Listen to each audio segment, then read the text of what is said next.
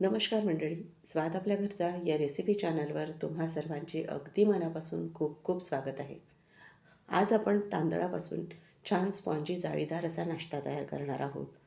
त्यासाठी आपल्याला फक्त वाटीभर तांदूळ लागणार आहेत. नाश्ता इतका छान तयार होणार आहे की आठवड्यातून तुम्ही 2-3दा नक्कीच हा नाश्ता कराल आणि एकदा हा नाश्ता तुम्ही खाल्ल्यानंतर घरातील मंडळी नेहमी तुम्हाला हाच नाश्ता तयार करायला लावतील.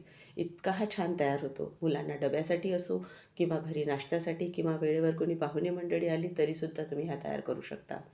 चला तर मग बोलण्यात आपण वेळ न घालवता लगेचच या नाश्त्याला आपण सुरुवात करूया. तर त्यासाठी करायचं काय?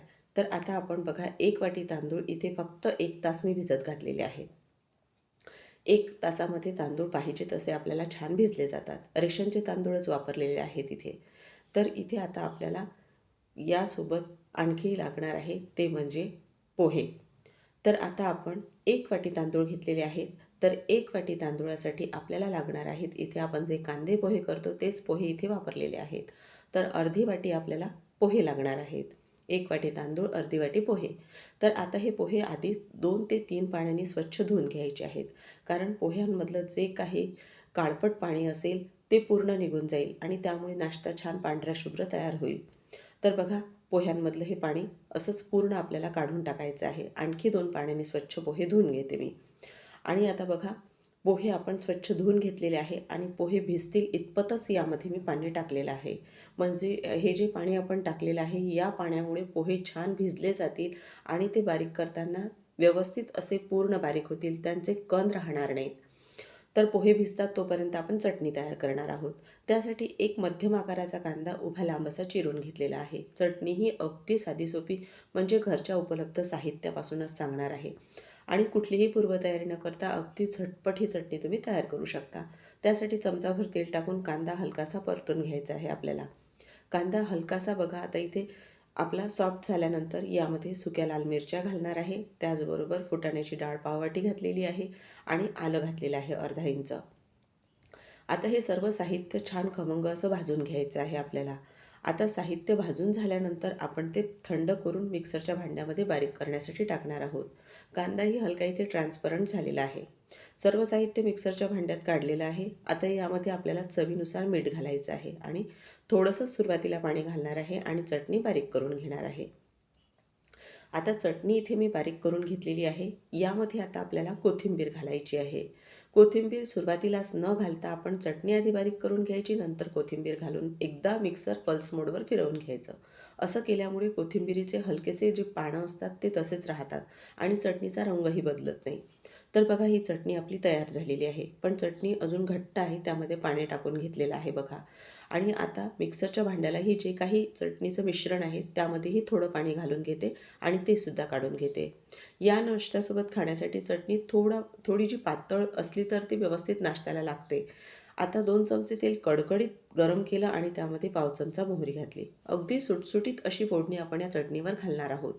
आणि बघा आपण ही फोडणी घातल्यानंतर छान पूर्ण एक तेल यामध्ये एकत्र आपल्याला करून घ्यायचं आहे. आहे ना अगदी झटपट तयार होणारी चटणी, पण चवीला खूपच छान लागणारी आहे. म्हणजे कुठलीही जास्तीची पूर्वतयारी नाही किंवा वेळ लागणारी नाही. तर आता इथे बघा आपले पोहेसुद्धा छान भिजलेले आहेत. पोह्यामध्ये जे काही आपण पाणी टाकलं होतं ते पोह्यांनी शोषून घेतलेलं आहे. तर आता इथे बघा मी मिक्सरचं सर्वात लहान भांडं घेतलं कारण आपल्याला यामध्ये तांदूळ अगदी त्यामध्ये कणही राहायला नको त्यासाठी हे छोटं भांडं वापरलेलं आहे. छान बारीक करायचे आहेत. पोहे सर्वात आधी पूर्ण मिक्सरच्या भांड्यामध्ये टाकून घेतलेले आहेत. आता तांदूळामधलं पूर्ण पाणी झारून आपल्याला तांदूळ यामध्ये घालायचे आहेत आणि जेवढे बसतील तेवढेच घालणार आहे.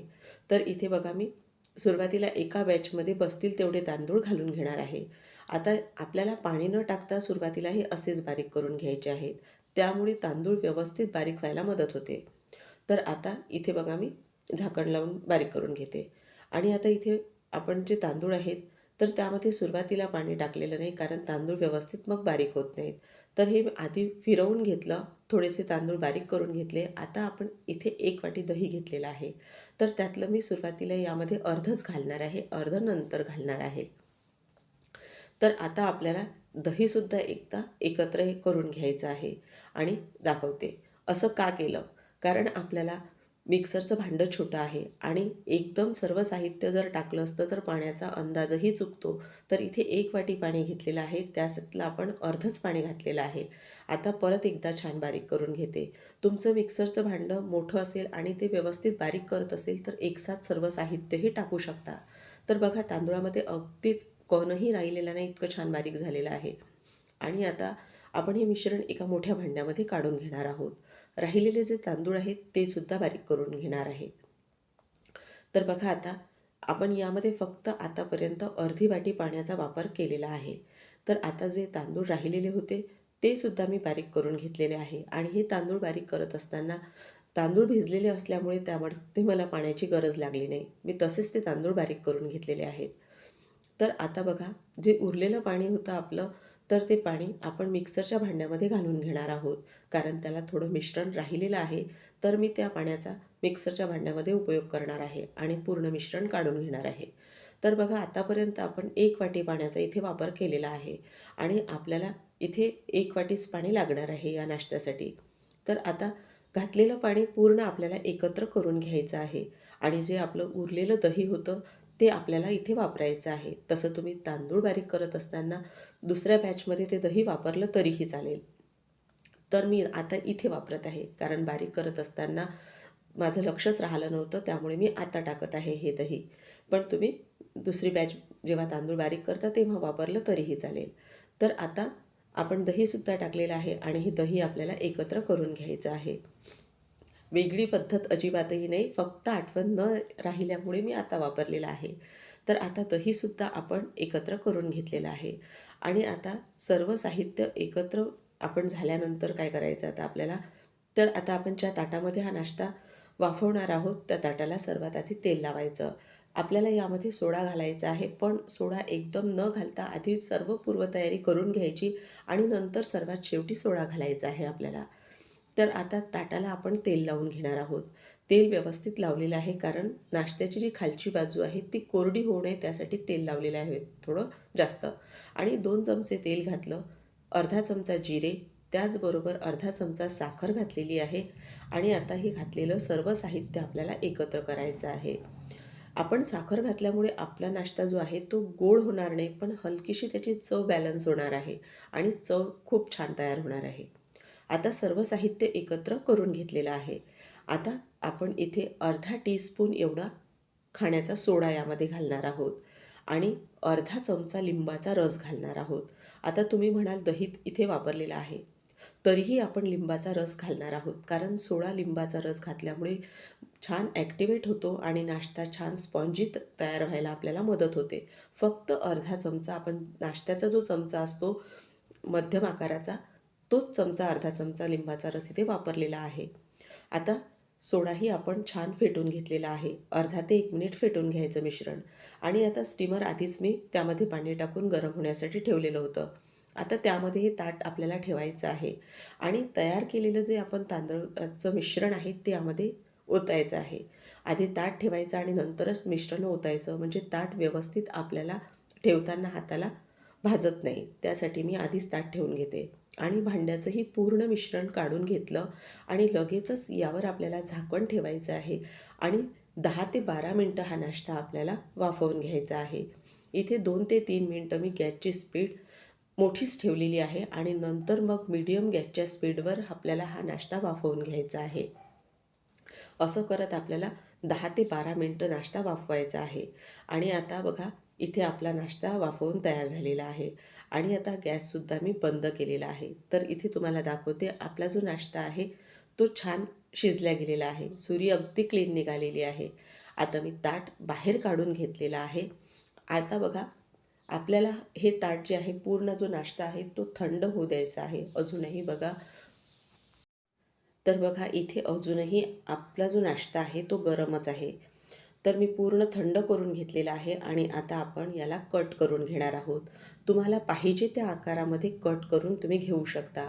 पण पूर्ण थंड होऊ द्यायचा, त्यामुळे व्यवस्थित आपला जो नाश्ता आहे तो कट केला जातो. आणि बघा कुठेही आतून चिकट असा झालेला नाही. मी कट करत आहे तेव्हा तुमच्या लक्षात येत असेल. आणि आपण ताटाला जे तेल लावलेलं आहे थोडं जास्त, त्यामुळे नाश्त्याची खालची जी बाजू आहे तीसुद्धा कोरडी होत नाही. बघा तुम्हाला बाहेरसुद्धा काढून दाखवते. किती अगदी सहज ताटामधून बाहेर निघालेला आहे. आणि हाताने सुद्धा दाबून दाखवते म्हणजे तुमच्या लक्षात येईल की किती छान स्पॉन्जी, हलका आणि जाळीदार हा तयार झालेला आहे. आहे ना अगदी झटपट तयार होणारा. तर आता याला असंच न ठेवता आपण तव्यावर 2 चमचे तेल घालणार आहोत. तुम्ही तसाही खाऊ शकता किंवा मी दाखवते त्या पद्धतीनेही करू शकता. आता नाश्त्याची फक्त वरची बाजू आपल्याला हलकीशी मिनिटभरासाठी अगदी सोनेरी त्यावर डाग पडेपर्यंत भाजून घ्यायची आहे. तर बघा आपल्याला हा नाश्ता फक्त हलकासा वरून यावर सोनेरी डाग पडेपर्यंतच भाजायचा आहे. जास्त याचा रंग बदलायचा नाही आणि एकच बाजू भाजायची आहे. आता वरून हलकीशी आपण यावर चिली फ्लेक्स लावून घेणार आहोत. लहान मुलं जर असतील खाणारे तर नाही टाकली तरीही चालेल. आणि बारीक चिरून घेतलेली कोथिंबीर घालून घ्यायची आहे. याच पद्धतीने राहिलेला जो नाश्ता आहे तो सुद्धा मी तयार करून घेते. तर बघा मंडळी, तांदळापासून आपला हा स्पॉन्जी जाळीदार असा नाश्तासुद्धा तयार झालेला आहे आणि चटणीही तयार आहे. मग वाट कशाची पाहता आहे? तुम्ही सुद्धा नक्की करून बघा. आता तुम्हाला हा नाश्ता मी तोडून सुद्धा दाखवते. तुम्हाला मुलांसाठी डब्यामध्ये द्यायला काहीतरी नवीन पदार्थ करायचा असेल किंवा वेळेवर काहीतरी छान असा एखादा नवीन पदार्थ खायचा असेल तर नक्कीच ही रेसिपी तुम्ही ट्राय करू शकता. आणि तुम्हाला आजची ही रेसिपी कशी वाटली ते सुद्धा कमेंट करून नक्की सांगा. रेसिपी तुम्हाला आवडली असेल तर एक लाईक करून चॅनललाही नक्की सबस्क्राईब करा. म्हणजे तुम्हाला आणखीनही छान छान नवीन रेसिपी पाहायला मिळतील. पुन्हा अशा छानशा रेसिपीसोबत आपण नक्की भेटूया. तोपर्यंत धन्यवाद.